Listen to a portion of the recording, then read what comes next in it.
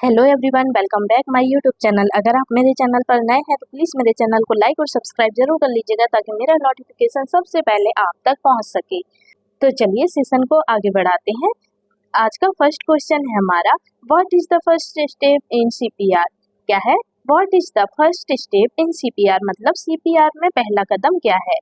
बताइए सीपीआर में पहला कदम क्या है। तो ऑप्शन देख लेते हैं हम। ऑप्शन ए है चेकिंग द पल्स मतलब नाड़ी की जांच करना। ऑप्शन बी है गिविंग रेस्क्यू ब्रीथ्स मतलब रेस्क्यू सांस देना। ऑप्शन सी है स्टार्टिंग चेस्ट कंप्रेशंस मतलब छाती दबाने की शुरुआत करना। ऑप्शन डी है कॉलिंग इमरजेंसी सर्विसेज मतलब आपातकालीन सेवाओं को बुलाना। तो बताइए राइट आंसर क्या हुआ इसका। क्वेश्चन नंबर फर्स्ट का राइट आंसर क्या हो जाएगा।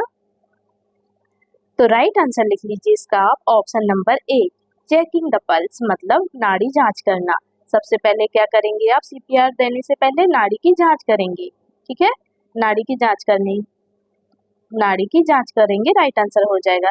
छाती दबाने की शुरुआत करना, छाती दबाने की शुरुआत करना ये भी राइट आंसर हो सकता है, पर जब होगा जब ये वाला ऑप्शन नहीं आएगा, नाड़ी की जांच करना ये वाला ऑप्शन नहीं आएगा तो हम इस वाले ऑप्शन को लगा सकते हैं, छाती दबाने की शुरुआत करना। ठीक है, तो इसलिए मैं बोलती हूँ कि ऑप्शन के हिसाब से ही आपको राइट आंसर देना है।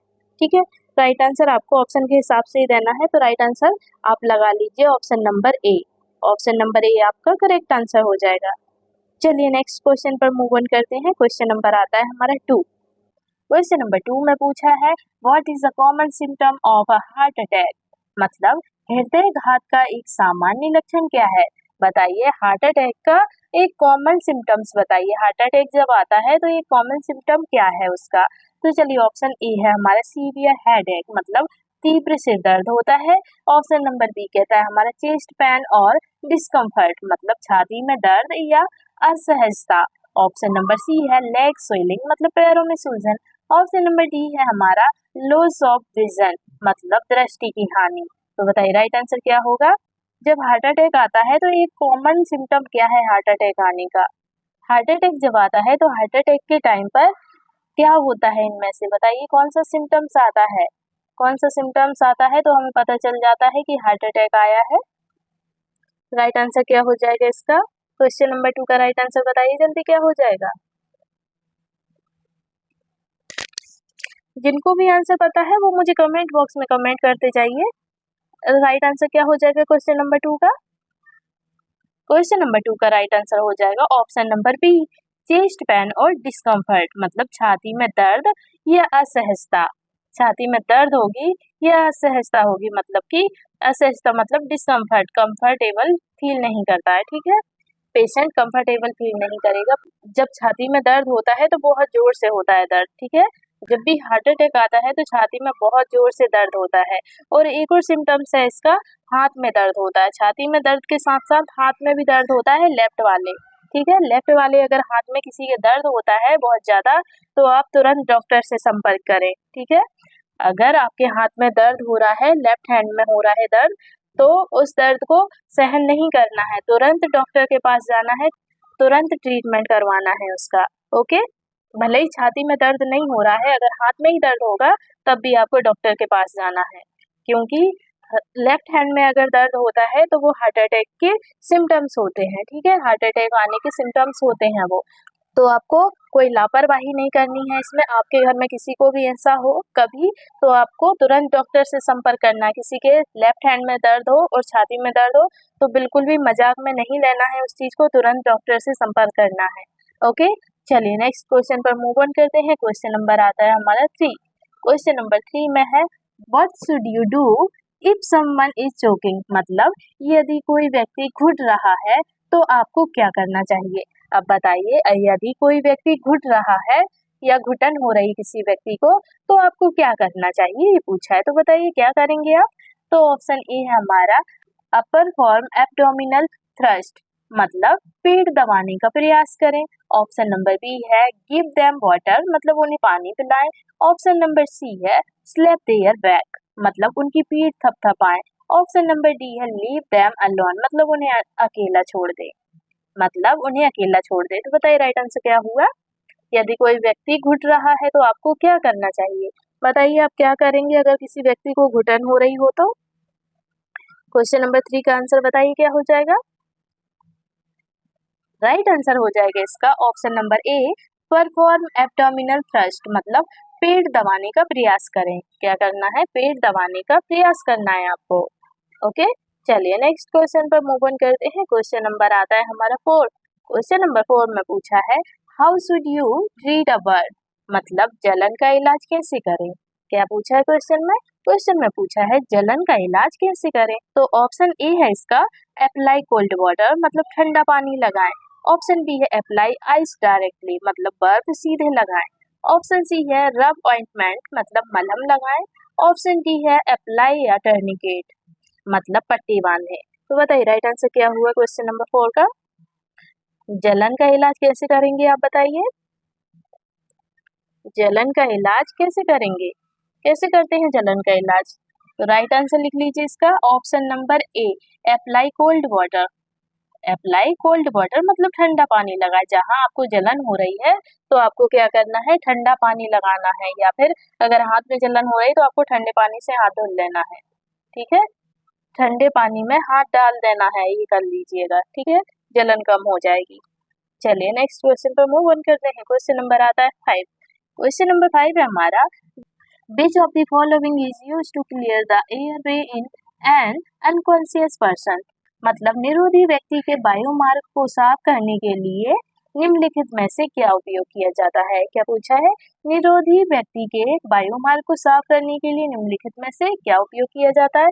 तो बताइए इनमें से क्या उपयोग करेंगे। तो ऑप्शन ए है हमारा एंडोट्रैकियल ट्यूब, ऑप्शन बी है ऑक्सीजन मास्क, ऑप्शन सी है नीजल कैनुला, ऑप्शन डी है oral rehydration solution. Oral rehydration solution मतलब मौखिक पुनर्निर्माण समाधान। तो बताइए राइट आंसर क्या हुआ क्वेश्चन नंबर 5 का। क्वेश्चन नंबर 5 का राइट आंसर क्या हो जाएगा, जल्दी बताइए। तो राइट आंसर हो जाएगा इसका ऑप्शन नंबर ए। क्या हो जाएगा, ऑप्शन नंबर ए हो जाए एंडोट्रैकियल ट्यूब। क्या होगा, एंडोट्रैकियल ट्यूब का उपयोग करेंगे। ठीक है, वायुमार्ग को साफ करने के लिए एंडोट्रैकियल ट्यूब का उपयोग किया जाता है। ओके, चलिए नेक्स्ट क्वेश्चन पर आते हैं। क्वेश्चन नंबर आता है हमारा 6। क्वेश्चन नंबर 6 में है what is the purpose of an AED. AED का फुल फॉर्म है ऑटोमेटेड एक्सटर्नल डिफिब्रिलेटर। ठीक है, ऑटोमेटेड एक्सटर्नल डिफिब्रिलेटर एईडी का फुल फॉर्म है। ओके, मतलब एईडी स्वचालित बाहरी डिफिब्रिलेटर, हिंदी में उसको बोलेंगे स्वचालित बाहरी डिफिब्रिलेटर का उद्देश्य क्या है। एईडी को हम हिंदी में बोलेंगे स्वचालित बाहरी डिफिब्रिलेटर। ठीक है, स्वचालित बाहरी डिफिब्रिलेटर का उद्देश्य क्या है बताइए। तो ऑप्शन ए है टू चेक ब्लड प्रेशर, मतलब रक्तचाप की जांच करने के लिए। ऑप्शन बी है टू रीस्टार्ट द हार्ट, मतलब हृदय को पुनः चालू करने के लिए। ऑप्शन नंबर सी है हमारा टू मॉनिटर हार्ट रेट, मतलब हृदय गति की निगरानी करने के लिए। ऑप्शन नंबर डी है टू प्रोवाइड ऑक्सीजन, मतलब ऑक्सीजन प्रदान करने के लिए। तो बताइए राइट आंसर क्या हुआ इनमें से। क्वेश्चन नंबर 6 का राइट आंसर क्या हो जाएगा। तो राइट आंसर लिख लीजिए आप इसका ऑप्शन नंबर बी। क्या हो जाएगा, ऑप्शन नंबर बी हो जाएगा right answer. To restart the heart, मतलब हृदय को पुनः चालू करने के लिए। डिफिब्रिलेटर जो होता है वो हृदय को पुनः चालू करने के लिए होता है। ठीक है, हृदय को वो क्या करता है, पुनः चालू कर देता है। ठीक है, करंट जब लगता है, जब शॉक लगता है पेशेंट के हार्ट में, तो हार्ट फिर से पंप करना स्टार्ट कर देता है। कई बार पंप करना स्टार्ट, कई बार नहीं भी करता है, पर मोस्टली देखा जाए अगर पेशेंट लास्ट स्टेज पे चल रहा होता है तो अगर उसे पेशेंट को शॉक दे दें तो उस पेशेंट का हार्ट पंप करना स्टार्ट कर देता है। ठीक है, हार्ट चलना स्टार्ट कर देता है, चालू हो जाता है हार्ट। ठीक है, उसको बोल सकते हैं आप पुनर्जीवन। तो चलिए नेक्स्ट क्वेश्चन पर मूव ऑन करते हैं। क्वेश्चन नंबर आता है हमारा 7। क्वेश्चन नंबर 7 है हमारा how long should you continue CPR if there is no response, मतलब यदि कोई प्रतिक्रिया नहीं है तो आपको सीपीआर कितनी देर तक जारी रखना चाहिए। अब बताइए, यदि पेशेंट कोई प्रक्रिया नहीं कर रहा है तो आपको सीपीआर कितनी देर तक देना चाहिए, कितनी देर तक जारी रखना चाहिए, ये पूछा है। तो इसका जो एवरेज टाइम है, एवरेज टाइम बताइए कितनी देर तक आप रख सकते हैं, कितनी देर तक आप सीपीआर देना चाहेंगे। बताइए कितनी देर तक आप सीपीआर देंगे। बताइए कितनी देर तक आप पेशेंट को सीपीआर देंगे। तो चलिए ऑप्शन ए है हमारा 1 मिनट, ऑप्शन बी है हमारा until the person start breathing, मतलब जब तक व्यक्ति सांस नहीं लेने लगता। ऑप्शन नंबर सी कहता है हमारा 10 मिनट। ऑप्शन नंबर डी कहता है अंटिल इमरजेंसी सर्विसेज अराइव, मतलब जब तक आपातकालीन सेवाएं नहीं पहुंचती तब तक। तो बताइए राइट आंसर क्या हुआ इसका, कब तक देंगे आप सीपीआर? सीपीआर हम जब तक देंगे जब तक व्यक्ति सांस नहीं लेने लगता, ठीक है, तब तक हम सीपीआर देते रहेंगे, ठीक है। जब तक व्यक्ति सांस नहीं लेने लगता है तब तक हम सीपीआर देते रहेंगे। वो फिर डॉक्टर के ऊपर है, डॉक्टर कितनी देर तक आपको बोलते हैं कि सीपीआर देना है। अगर पेशेंट की डेथ हो गई है तो पेशेंट को सीपीआर कितना ही दे देंगे, फिर नहीं हो पाएगा। हॉस्पिटल वालों की पूरी कोशिश रहती है कि पेशेंट बच जाए, ठीक है, हॉस्पिटल वाले पूरी कोशिश करते हैं कि पेशेंट बच जाए, उनसे जितना हो सकता है वो पूरी कोशिश करते हैं, ठीक है, सीपीआर देने में वो कोई कमी नहीं छोड़ते हैं। तो सीपीआर जितना हो सकता है उतना देते हैं। अब पेशेंट जाग रहा है या नहीं जाग रहा है, सांस ले पा रहा है पेशेंट या नहीं ले पा रहा है, फिर वो बात की बात है। पर जब तक व्यक्ति सांस नहीं लेने लगता तब तक जो स्टाफ होता है हॉस्पिटल का तब तक उसमें लगा रहता है, ठीक है, तब तक उसको सीपीआर देते हैं।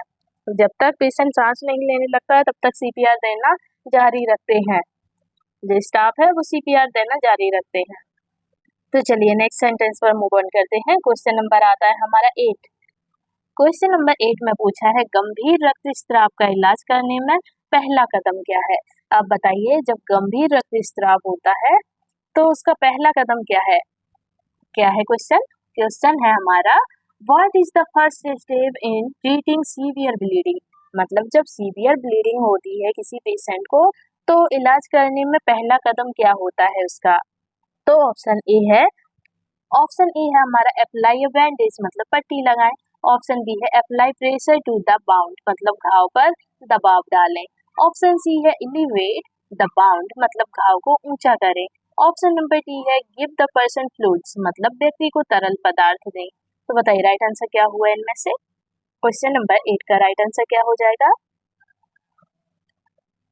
जल्दी बताइए राइट आंसर क्या होगा। जब किसी पेशेंट को गंभीर रक्तस्राव होता है, सीवियर ब्लीडिंग होती है, तो क्या करते हैं सबसे पहला कदम क्या होता है, क्या देते हैं पेशेंट को ऐसा जिससे ब्लीडिंग रुक जाती है, बताइए। तो राइट आंसर लगा लीजिए इसका option number B apply pressure the wound, मतलब घाव पर दबाव डालें। क्या करना है सबसे पहले, अगर किसी पेशेंट को घाव से सीवियर ब्लीडिंग हो रही है तो आपको घाव पर दबाव डालना है, ठीक है, घाव को दबाना है ताकि जो ब्लड आ रहा है वो वहीं के वहीं रुक जाए, बाहर ना निकल पाए, ठीक है। चलिए नेक्स्ट सेंटेंस पर आते हैं। सेंटेंस नंबर आता है हमारा 9। सेंटेंस 9 है हमारा how should you treat a fracture. How should you treat a fracture, मतलब हड्डी टूटने का इलाज कैसे करें। अब बताइए हड्डी टूटने का इलाज कैसे करेंगे। तो ऑप्शन ए है अप्लाई प्रेशर, मतलब दबाव डालें। ऑप्शन बी है इमोबिलाइज द लिम्ब, मतलब अंग को स्थिर रखें। ऑप्शन नंबर सी है मूव द लिम्ब जेंटली, मतलब अंग को धीरे से हिलाएं। ऑप्शन नंबर डी है यूज हीट थेरेपी, मतलब गर्मी का उपचार करें। तो बताइए हड्डी टूटने का इलाज कैसे करेंगे, कैसे करते हैं, अगर हड्डी टूट जाती है तो इलाज कैसे करेंगे आप उसका। तो राइट आंसर क्या हो जाएगा इसका, जल्दी बताइए, आप लोग बताइए इसका राइट आंसर क्या होगा। तो राइट आंसर लिख लीजिए इसका option number B immobilise the limb, मतलब अंग को स्थिर रखना है, ठीक है, अंग को स्थिर करना है।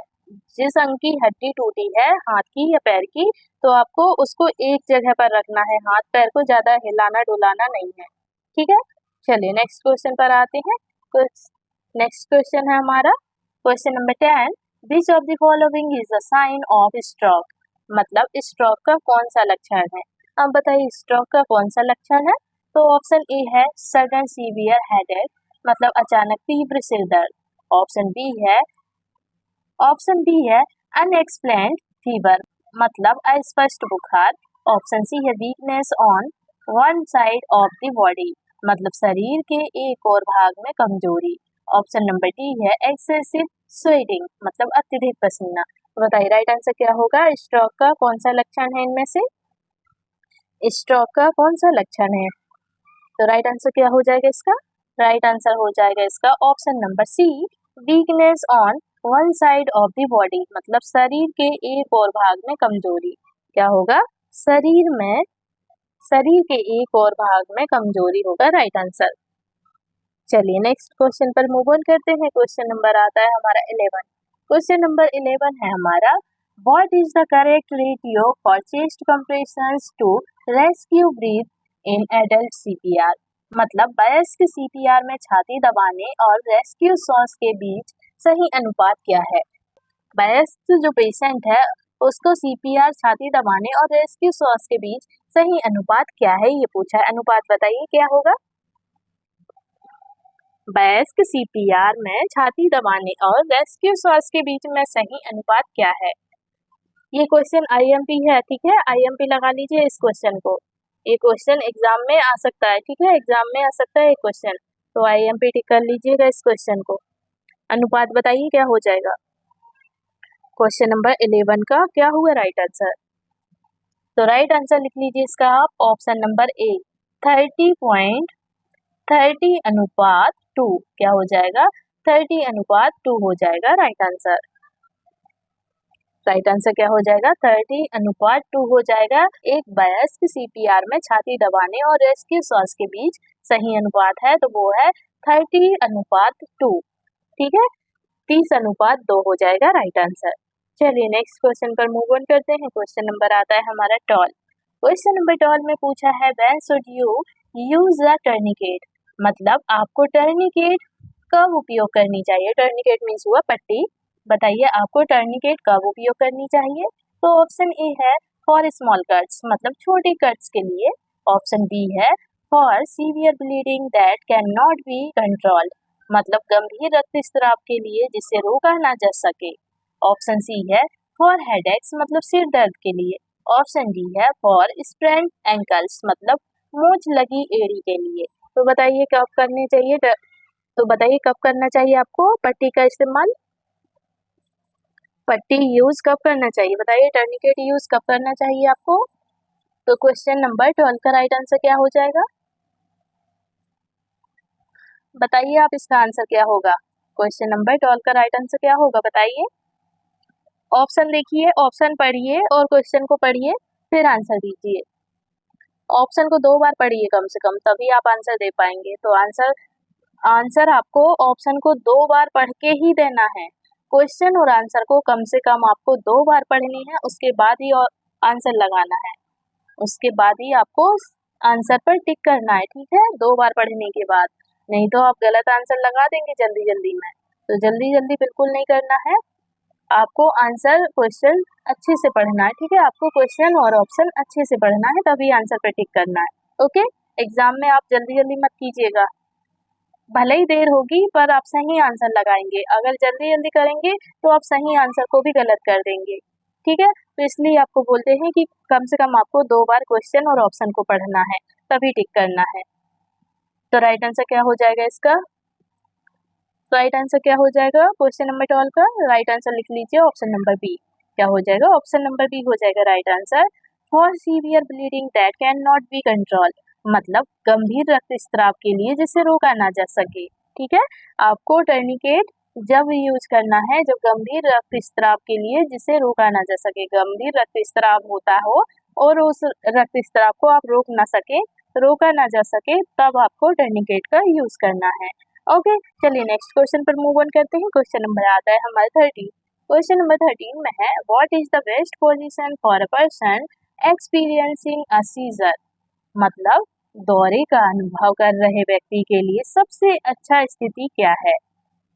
बताइए, दौरे का अनुभव कर रहे व्यक्ति के लिए सबसे अच्छा स्थिति क्या है? सबसे अच्छी स्थिति क्या है बताइए? जब दौरे का अनुभव कर रहे व्यक्ति के लिए सबसे अच्छी स्थिति क्या है? तो ऑप्शन ए है हमारा on their back with head elevate, मतलब पीठ के बल सिर ऊंचा करके। ऑप्शन बी है ऑन देयर साइड, मतलब उनकी तरफ। ऑप्शन सी है ऑन देयर स्टमक, मतलब उनके पेट के बल। ऑप्शन डी है सिटिंग अपराइट, मतलब सीधे बैठकर। तो बताइए राइट आंसर क्या हुआ? क्वेश्चन नंबर 13 का राइट आंसर क्या हो जाएगा? राइट आंसर हो जाएगा इसका option number B, on their side, मतलब उनकी तरफ। क्या हो जाएगा, उनकी तरफ। दौरे का अनुभव कर रहे व्यक्ति के लिए सबसे अच्छी स्थिति है उनकी तरफ। ठीक है, चलिए नेक्स्ट क्वेश्चन पर आते हैं। क्वेश्चन नंबर आता है हमारा 14। क्वेश्चन नंबर 14 है हमारा, what is the primary purpose of first aid, मतलब प्राथमिक चिकित्सा का मुख्य उद्देश्य क्या है। क्या पूछा है, प्राथमिक चिकित्सा का मुख्य उद्देश्य क्या है। तो ऑप्शन ए है to treat the condition permanently, मतलब स्थिति का स्थायी उपचार करना। ऑप्शन बी है to stabilise the person until professional help arrives, मतलब पेशेवर सहायता आने तक व्यक्ति को स्थिर करना। ऑप्शन सी है टू डायग्नोज द इलनेस, मतलब बीमारी का निदान करना। ऑप्शन डी है to prevent any further injury, मतलब किसी भी और चोट को रोकना। तो राइट आंसर क्या हुआ इसका, क्वेश्चन नंबर 14 का। तो राइट आंसर लिख लीजिए इसका आप, ऑप्शन नंबर बी। क्या हो जाएगा, ऑप्शन नंबर बी हो जाएगा right answer. To stabilise the person until professional help arrives, मतलब पेशेवर सहायता आने तक व्यक्ति को स्थिर करना। क्या करना है, पेशेवर सहायता आने तक व्यक्ति को स्थिर रखना है, स्थिर करना है। ठीक है, चलिए नेक्स्ट क्वेश्चन पर मूव ऑन करते हैं। क्वेश्चन नंबर आता है 15।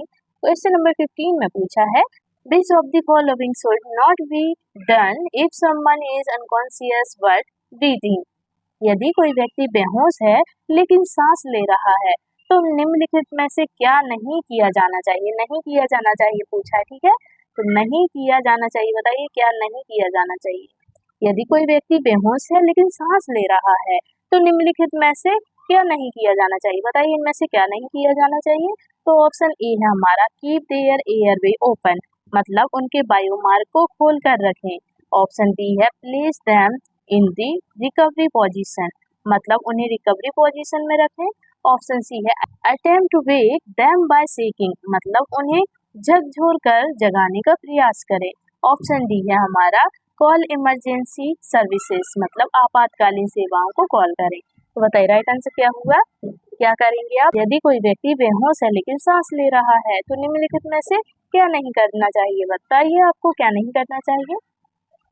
तो राइट आंसर क्या हो जाएगा इसका, राइट आंसर हो जाएगा इसका option number C attempt to wake them by shaking, मतलब उन्हें झकझोर कर जगाने का प्रयास करें। क्या करना है, उन्हें झकझोर कर जगाने का प्रयास करना है। ठीक है, उन्हें झकझोर कर जगाने का प्रयास करना है यदि कोई व्यक्ति बेहोश हो गया है तो। ठीक है, मतलब कि झकझोर मतलब हुआ उन्हें हिलाकर जगाने का प्रयास करना है।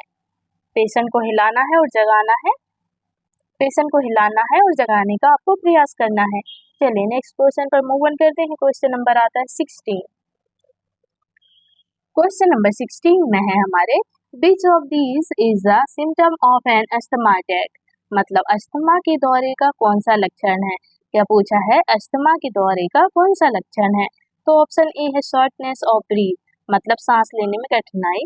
ऑप्शन बी है रैपिड पल्स, मतलब तेज नाड़ी। ऑप्शन सी है नोजिया, मतलब उल्टी। ऑप्शन डी है पेन इन द स्टमक, मतलब पेट में दर्द। तो बताइए राइट आंसर क्या होगा, अस्थमा के दौरे का कौन सा लक्षण है। बताइए अस्थमा के दौरे जब आते हैं तो उसका लक्षण क्या होता है। राइट आंसर क्या होगा क्वेश्चन नंबर 16 का। तो राइट आंसर हो जाएगा, राइट आंसर बिल्कुल दिख ही रहा है, राइट आंसर हो जाएगा ऑप्शन नंबर ए, सांस लेने में कठिनाई होगी। अस्थमा वाले पेशेंट को सांस लेने में कठिनाई होती है ना, तो सांस लेने में कठिनाई, shortness of breath, shortness of breath. ठीक है, सांस लेने में कठिनाई। चलिए नेक्स्ट क्वेश्चन पर मूव ऑन करते हैं। क्वेश्चन नंबर आता है 17। क्वेश्चन नंबर 17 है हमारा how can you treat a sprained ankle, मतलब मोड़ के कारण मुड़ी हुई एड़ी का इलाज कैसे करें। बताइए मोड़ के कारण मुड़ी हुई एड़ी का इलाज कैसे करेंगे। तो ऑप्शन ए है apply ice and elevate the leg, मतलब बर्फ लगाएं और पैर को ऊंचा रखें, मतलब बर्फ लगाएं और पैर को ऊंचा करें। ऑप्शन बी है यूज अ टर्निकेट, मतलब पट्टी का उपयोग करें। ऑप्शन सी है अप्लाई हीट इमीडिएटली, मतलब तुरंत गर्मी लगाएं। ऑप्शन नंबर डी है कंटिन्यू नॉर्मल एक्टिविटीज, मतलब सामान्य गतिविधियों को जारी रखें। तो राइट आंसर क्या हो जाएगा, क्वेश्चन नंबर 17 का राइट आंसर क्या आ जाएगा। तो राइट आंसर आ जाएगा इसका option number A apply ice and elevate the leg, मतलब बर्फ लगाएं और पैर को ऊंचा करें। क्या करना है, बर्फ लगाना है और पैर को ऊंचा करना है। राइट आंसर लिख लीजिए ऑप्शन नंबर ए। चलिए नेक्स्ट क्वेश्चन पर मूव ऑन करते हैं। क्वेश्चन नंबर आता है हमारा 18। क्वेश्चन नंबर 18 है हमारा, What should you do if someone is having an allergic reaction to a bee sting? मतलब यदि कोई व्यक्ति मधुमक्खी के डंक से एलर्जी की प्रतिक्रिया दे रहा है तो आपको क्या करना चाहिए। अब बताइए, यदि किसी व्यक्ति को मधुमक्खी काट लेती है तो अगर उसको एलर्जी हो जाती है मधुमक्खी के काटने से तो आपको क्या करना चाहिए उस टाइम। बताइए आपको कौन सी प्रतिक्रिया देना चाहिए। बताइए आपको क्या करना चाहिए उस समय। तो ऑप्शन ए है apply ice to the sting site, मतलब डंक स्थल पर बर्फ लगाएं। ऑप्शन बी कहता है हमारा एडमिनिस्टर एन एंटीहिस्टामाइन, दबा दें। ऑप्शन बी है हमारा एडमिनिस्टर एन एंटीहिस्टामाइन, मतलब एंटीहिस्टामाइन दबा दें। ऑप्शन सी है हमारा have them lie down and rest, मतलब उन्हें लेटकर आराम करने के लिए कहें। ऑप्शन डी बोलता है ऑल ऑफ द अबव, मतलब उपरोक्त सभी। तो बताइए, जब किसी को मधुमक्खी काट लेती है तो उसके डंक से जो एलर्जी होती है तो आपको क्या करना चाहिए। अगर किसी पेशेंट को एलर्जी हो जाती है उसके डंक से तो आपको क्या करना चाहिए। क्वेश्चन नंबर 18 का राइट आंसर क्या हो जाएगा। देखिए ऑप्शन ए है हमारा डंक स्थल पर बर्फ लगाएं, ये भी सही है। डंक स्थल पर बर्फ लगाएं, ये भी सही है। एंटीहिस्टामाइन दवा दें, एंटीहिस्टामाइन दवा भी दे सकते हैं आप। उन्हें लेटकर आराम करने के लिए कहें, ये भी हो सकता है। पेशेंट को आपको बोलना है, पेशेंट को बोलना है लेटकर आप आराम कीजिए। तो राइट आंसर हो जाएगा आपका उपरोक्त सभी। ठीक है, राइट आंसर हो गया हमारा उपरोक्त सभी। उपरोक्त सभी राइट आंसर हो जाएगा। तो राइट आंसर लिख लीजिए ऑप्शन नंबर डी। चलिए नेक्स्ट क्वेश्चन पर मूव ऑन करते हैं। क्वेश्चन नंबर आता है 19। क्वेश्चन नंबर 19 में पूछा है हमारे, how long should you perform CPR on a child if there is no response. मतलब यदि बच्चे में कोई प्रतिक्रिया नहीं है तो आपको सीपीआर कितनी देर तक करना चाहिए। अब बताइए, यदि कोई बच्चा वो रिस्पॉन्स नहीं कर रहा है, कुछ भी रिएक्शन नहीं कर रहा है, कोई प्रतिक्रिया ही नहीं है बच्चे में, तो आपको सीपीआर कितनी देर तक देना चाहिए। अभी हमने बड़े का एडल्ट का पढ़ा था, अब बच्चे का पढ़ रहे हैं। ठीक है, अब हम बच्चे के बारे में पढ़ रहे हैं। तो बताइए, यदि बच्चा प्रतिक्रिया नहीं कर रहा है, कोई भी प्रतिक्रिया नहीं कर रहा है, तो आपको सीपीआर उसको कितनी देर तक देना चाहिए। तो ऑप्शन ए है हमारा until the child start breathing, मतलब जब तक बच्चा सांस ना लेने लगे। ऑप्शन बी है फॉर 5 मिनट्स। ऑप्शन सी है for 1 minute. Option number D है अंटिल इमरजेंसी हेल्प अराइव्स, मतलब जब तक आपातकालीन सहायता नहीं पहुंचती। तो बताइए राइट आंसर क्या हो जाएगा। पता है इसका आंसर आपको, जल्दी बताइए इसका आंसर क्या हो जाएगा। क्वेश्चन नंबर 19 का राइट आंसर क्या हो जाएगा, जल्दी बताइए क्या हो जाएगा राइट आंसर। एडल्ट के बारे में हमने क्या लिखा था वही इसमें हो जाएगा। ठीक है, जब तक बच्चा सांस ना लेने लगे तब तक उसको सीपीआर देंगे। ठीक है, अगर कोई रिस्पॉन्स भी नहीं कर रहा है ना, तब अगर कोई रिस्पॉन्स नहीं कर रहा है बच्चा, तो हमें जब तक बच्चा सांस ना लेने लगे तब तक सीपीआर देना है। ठीक है, जब तक बच्चा सांस ना लेने लगे तब तक आपको सीपीआर देना है। ओके, तो राइट आंसर लगा लीजिए आप ऑप्शन नंबर ए। चलिए नेक्स्ट क्वेश्चन पर मूव ऑन करते हैं। क्वेश्चन नंबर आता है हमारे 20। क्वेश्चन नंबर 20 है हमारा, what is the function of the nose in the respiratory system. मतलब श्वसन तंत्र में नाक का कार्य क्या है। बताइए श्वसन तंत्र में नाक का कार्य क्या है। नाक का कार्य क्या है बताइए जल्दी। तो ऑप्शन ए है to filter and warm the air, मतलब वायु को छानने और गर्म करने के लिए। ऑप्शन बी है हमारा टू प्रोवाइड ऑक्सीजन, मतलब ऑक्सीजन उत्पन्न करने के लिए। ऑप्शन सी है टू रिमूव कार्बन डाइऑक्साइड, मतलब कार्बन डाइऑक्साइड को हटाने के लिए। ऑप्शन नंबर डी है हमारा to circulate air through the lungs, मतलब फेफड़े के माध्यम से हवा को संचारित करने के लिए। तो बताइए राइट आंसर क्या हो जाएगा। श्वसन तंत्र में नाक का क्या कार्य है, ये पूछा है क्वेश्चन में। तो बताइए राइट आंसर क्या होगा इसका। नाक का क्या कार्य होता है, हमारी नाक का क्या कार्य होता है। जो नाक है हमारे पास उसका क्या कार्य होता है बताइए जल्दी।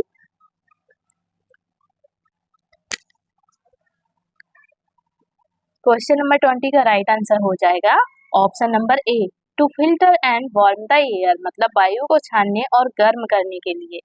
क्या करने के लिए, वायु को छानने और गर्म करने के लिए। ठीक है, वायु को छानने और गर्म करने के लिए नाक का कार्य हमारा वायु को छानना और गर्म करना। ओके, चलिए नेक्स्ट क्वेश्चन पर आते हैं। क्वेश्चन नंबर आता है हमारे 21 क्वेश्चन है हमारा, what should you do if you find someone unconscious with no pulse और ब्रीदिंग। मतलब यदि आप किसी को बेहोश पाते हैं और उनकी नाड़ी और सांस नहीं है तो आपको क्या करना चाहिए। आप बताइए, अच्छा क्वेश्चन है ये, तो बताइए क्या है, तो बताइए इसका राइट आंसर क्या हुआ। क्वेश्चन क्या है, फिर से देखिए, यदि आप किसी बेहोश को पाते हैं, यदि आप किसी बेहोश व्यक्ति को पाते हैं और उसकी नाड़ी नहीं चल रही है और सांस भी नहीं चल रही है तो आपको क्या करना चाहिए बताइए। उसकी ना ही सांस चल रही है ना ही नाड़ी चल रही है, तो बताइए आप क्या करेंगे उस समय।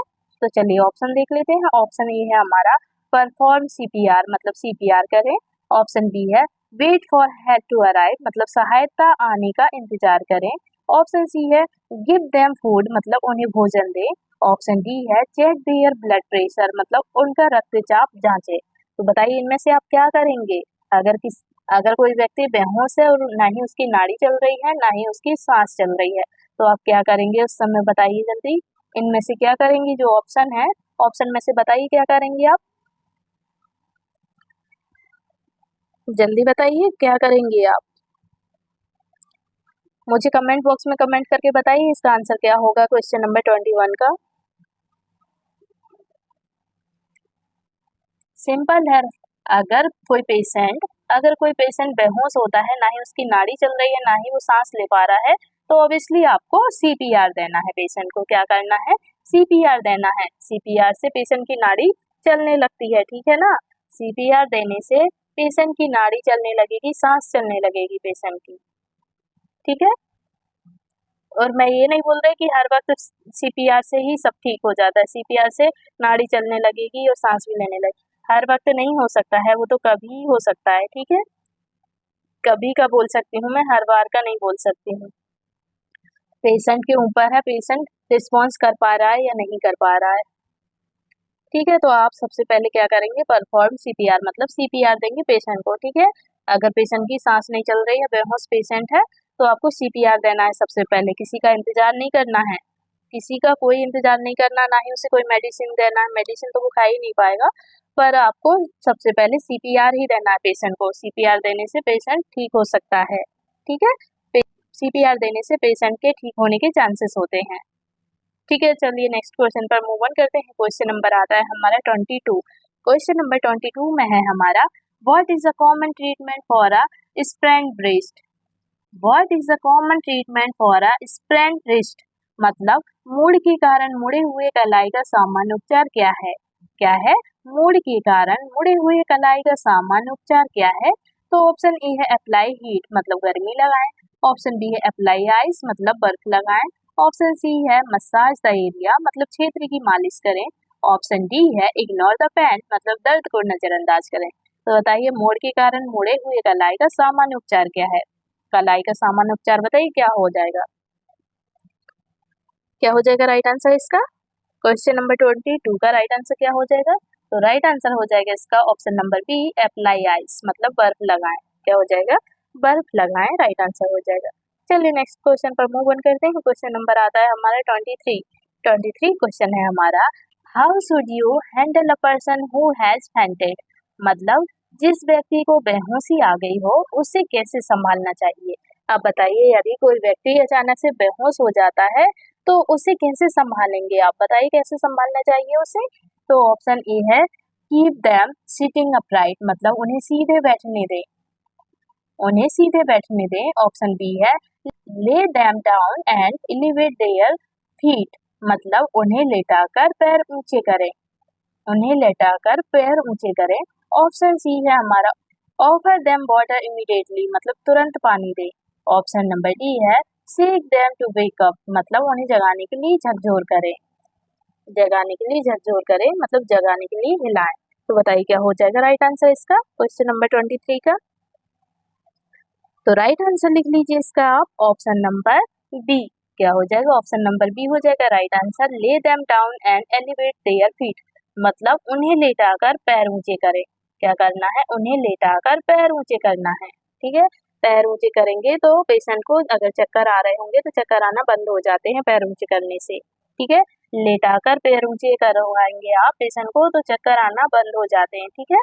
चलिए नेक्स्ट क्वेश्चन पर आते हैं। क्वेश्चन नंबर आता है हमारा 24 क्वेश्चन है हमारा, what is the purpose of an epinephrine injection in case of severe allergic reactions. मतलब गंभीर एलर्जी प्रतिक्रियाओं में एपिनेफ्रिन इंजेक्शन का उद्देश्य क्या है। बताइए, गंभीर एलर्जी जिसको हो जाती है तो उस प्रतिक्रिया में एपिनेफ्रिन इंजेक्शन का उद्देश्य क्या है। तो बताइए क्या उद्देश्य है। तो ऑप्शन ए है टू रिलीव पेन, मतलब दर्द को कम करने के लिए।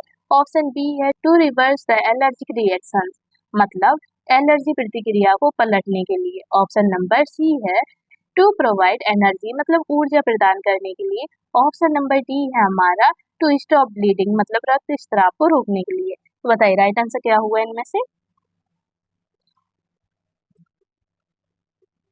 क्वेश्चन नंबर 24 का राइट आंसर हो जाएगा option number B, to reverse the allergic reaction, मतलब एलर्जी प्रतिक्रिया को पलटने के लिए। किसके लिए, क्या उद्देश्य है, एलर्जी प्रतिक्रिया को पलटने का उद्देश्य है, ठीक है। एलर्जी प्रतिक्रिया को पलटने के लिए राइट आंसर हो जाएगा। चलिए नेक्स्ट क्वेश्चन पर मूव ऑन करते हैं। क्वेश्चन नंबर आता है 25 क्वेश्चन है हमारा, what is the first aid for nose bleed. What is the first aid for knows bleeds, मतलब नाक से खून बहने के लिए प्राथमिक चिकित्सा क्या है। क्या पूछा है क्वेश्चन में पूछा है नाक से खून बहने के लिए प्राथमिक चिकित्सा क्या है। जब किसी को नाक से ब्लीडिंग होती है, खून निकलता है, तो उस समय सबसे पहले क्या करना चाहिए, उसकी प्राथमिक चिकित्सा क्या है बताइए। तो ऑप्शन ए है pinch the nostrils and lean forward, मतलब नथनों को दबाएं और आगे की ओर झुकें।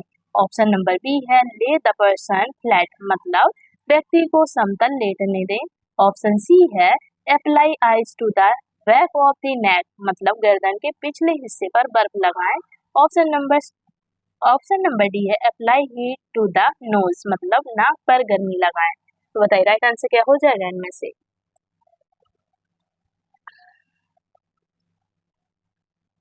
क्वेश्चन नंबर 25 का राइट आंसर क्या होगा। देखिए, नाक पर गर्मी लगाएं, नाक पर गर्मी लगाएंगे तो और ब्लीडिंग हो जाएगी, ऐसा मत करना आप, ठीक है। गर्दन के पिछले हिस्से पर बर्फ लगाएं, ब्लीडिंग नाक में हो रही है तो गर्दन के पिछले हिस्से पर बर्फ क्यों लगाएंगे, ये भी नहीं होगा। व्यक्ति को समतल लेटने दे, समतल लेटने से ब्लीडिंग रुक जाएगी क्या, नहीं रुकेगी। तो राइट आंसर क्या होगा इसका, राइट आंसर हो जाएगा इसका option number A, pinch the nostrils, and lean forward, मतलब नथनों को दबाएं और आगे की ओर झुकें। क्या करना है आपको, नथनों को दबाना है, नाक को दबाना है और आगे की ओर झुकना है, ठीक है। चलिए नेक्स्ट क्वेश्चन पर मूव ऑन करते हैं। क्वेश्चन नंबर आता है हमारे 26। क्वेश्चन नंबर 26 में है हमारे, what should you do if someone is drowning, मतलब यदि कोई व्यक्ति डूब रहा हो तो आपको क्या करना चाहिए। बताइए, यदि कोई व्यक्ति डूब रहा है तो आप क्या करेंगे आप बताइए। तो चलिए ऑप्शन ए है हमारा कॉल फॉर हेल्प इमीडिएटली, मतलब तुरंत मदद के लिए कॉल करें। ऑप्शन बी है jump in and pull them out, मतलब कूद कर उन्हें बाहर निकालें। ऑप्शन सी है हमारा वेट फॉर प्रोफेशनल हेल्प, मतलब पेशेवर मदद का इंतजार करें। ऑप्शन नंबर डी है नॉन ऑफ द अबव, मतलब इनमें से कोई नहीं। बताइए राइट आंसर क्या हुए इनमें से। यदि कोई व्यक्ति डूब रहा है तो आप क्या करेंगे आप सबसे पहले बताइए। क्वेश्चन नंबर 26 का राइट आंसर बताइए क्या हो जाएगा। राइट आंसर लिख लीजिए इसका आप, option number A, call for help immediately, मतलब तुरंत मदद के लिए कॉल करें। क्या करना है आपको, तुरंत मदद के लिए कॉल करना है। कूदकर उन्हें बाहर निकालेंगे। आपको पता है आपको तैरना आता है क्या, तो आप बाहर निकाल लेंगे। आपको तैरना भी नहीं आता तो आप बाहर कैसे निकालेंगे, ये ऑप्शन नहीं हो सकता है, ठीक है। राइट, ये ऑप्शन सही नहीं होगा। पेशेवर मदद का इंतजार करेंगे आप, तब तक तो वो डूब ही जाएगा। तो ये तो होगा ही नहीं, इनमें से कोई नहीं, ये भी नहीं होगा राइट आंसर। तो राइट आंसर लगा लीजिए ऑप्शन नंबर ए, ऑप्शन नंबर ए हो जाएगा राइट आंसर। चलिए नेक्स्ट क्वेश्चन पर आते हैं। क्वेश्चन नंबर आता है हमारा 27 क्वेश्चन है हमारा, what is the primary function of CPR. क्या है, what is the primary function of CPR, मतलब सीपीआर का मुख्य उद्देश्य क्या है। क्या पूछा है क्वेश्चन में, CPR का मुख्य उद्देश्य क्या है? तो ऑप्शन ए है टू रिस्टार्ट द हार्ट, मतलब हृदय को पुनः चालू करना। ऑप्शन बी है to provide oxygen to the brain, मतलब मस्तिष्क को ऑक्सीजन प्रदान करना। ऑप्शन सी है टू चेक द पल्स, मतलब नाड़ी की जांच करना। ऑप्शन डी है to stabilise the person's blood pressure, मतलब व्यक्ति के रक्तचाप को स्थिर करना। तो बताइए राइट आंसर क्या हुआ इसका? क्वेश्चन में क्या पूछा है? क्वेश्चन में पूछा है CPR का मुख्य उद्देश्य क्या है। तो बताइए CPR का मुख्य उद्देश्य क्या हो जाएगा? क्वेश्चन नंबर 27 का राइट आंसर क्या हो जाएगा बताइए?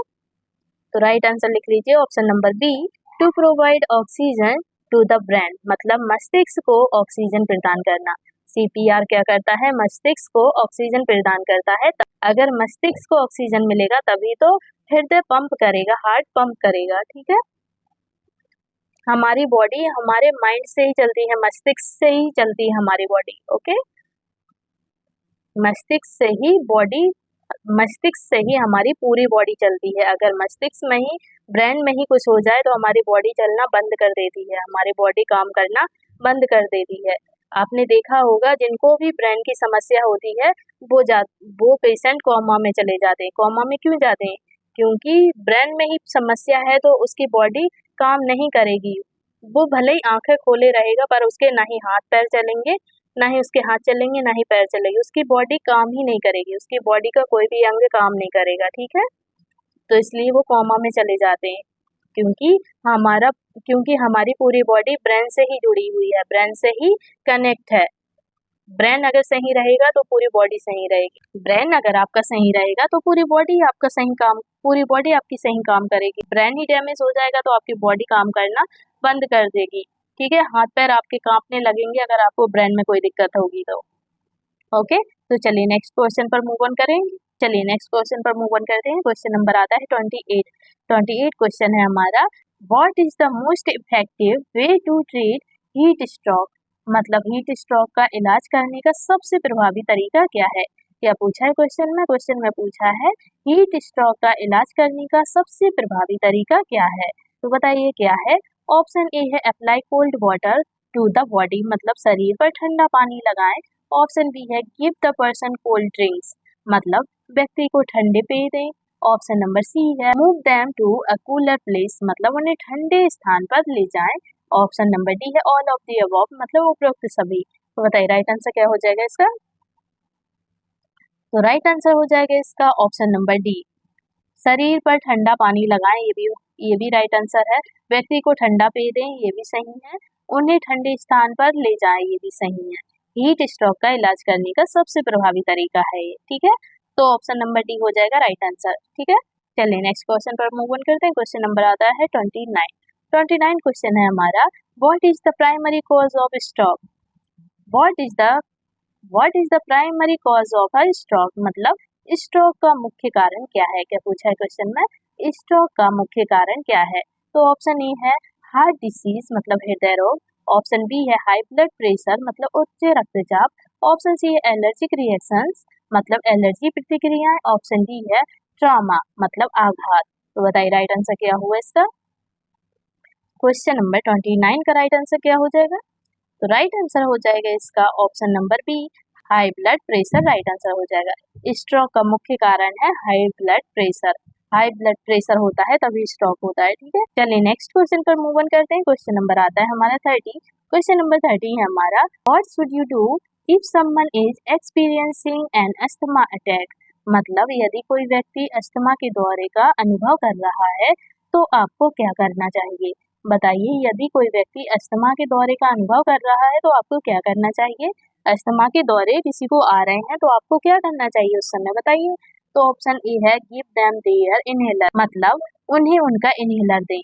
ऑप्शन बी है कॉल इमरजेंसी सर्विसेज, मतलब आपातकालीन सेवाओं को कॉल करें। ऑप्शन नंबर सी है स्टे कॉम एंड रिश्योर देम, मतलब शांत रहें और उन्हें आश्वस्त करें। ऑप्शन नंबर डी है ऑल ऑफ द अबव, मतलब उपरोक्त सभी। तो बताइए राइट आंसर क्या हुआ इनमें से? क्वेश्चन नंबर 30 का राइट आंसर क्या हो जाएगा? राइट आंसर बताइए क्या हुआ, जल्दी बताइए, इसका आंसर दीजिए आप, क्या होगा? यदि कोई व्यक्ति को अस्थमा के दौरे आ रहे हो तो आपको उस समय क्या करना चाहिए, ये पूछा है क्वेश्चन में। तो बताइए आप क्या करेंगे उस टाइम। देखिए, उन्हें उनका इनहेलर दें, ये भी सही है। उन्हें उनका इनहेलर देंगे तो उनको सांस लेने में दिक्कत नहीं होगी, इनहेलर से उनको सांस मिल जाएगी। और दूसरा क्या है, आपातकालीन सेवाओं को कॉल करें, आपातकालीन सेवाओं को भी कॉल करना चाहिए। शांत रहें और उन्हें आश्वस्त करें, आपको शांत रहना है और उन्हें आश्वस्त करना है, ठीक है। तो राइट आंसर लिख लीजिए option number D. Option number D हो जाएगा राइट आंसर, मतलब ऑल ऑफ दी अबव, उपरोक्त सभी, मतलब ये तीनों राइट आंसर हो जाएंगे, ठीक है। क्वेश्चन नंबर 30 का right answer option number D हो जाएगा, सभी राइट आंसर, उपरोक्त सभी राइट आंसर हो जाएगा। तो स्टूडेंट, ये थे हमारे आज के क्वेश्चन। अगर आपको मेरा वीडियो अच्छा लगा हो तो प्लीज मेरे वीडियो को like, comment, share and subscribe करना बिल्कुल ना भूलें। तो चलिए अब हम मिलते हैं आपको नेक्स्ट वीडियो में, तब तक के लिए आप अपना ख्याल रखिएगा। और आपको जो भी क्वेरीज हो आप मुझे कमेंट बॉक्स में कमेंट करके जरूर बताइएगा, मैं आपकी क्वेरीज पूरी करने की कोशिश करूंगी, ठीक है। मैं आपकी जो भी क्वेरीज हैं, जो भी कुछ आपको पूछना है, मैं आपको जरूर बताऊंगी, ठीक है। अगर आपको पढ़ाई से रिलेटेड कोई भी समस्या है, कुछ भी पूछना है, तो आप मुझे पूछ सकते हैं, मैं आपको सही एडवाइस दूंगी, ओके। तो चलिए मिलते हैं अब हम नेक्स्ट वीडियो में, तब तक के लिए आप अपना ख्याल रखिएगा। Bye bye and take care.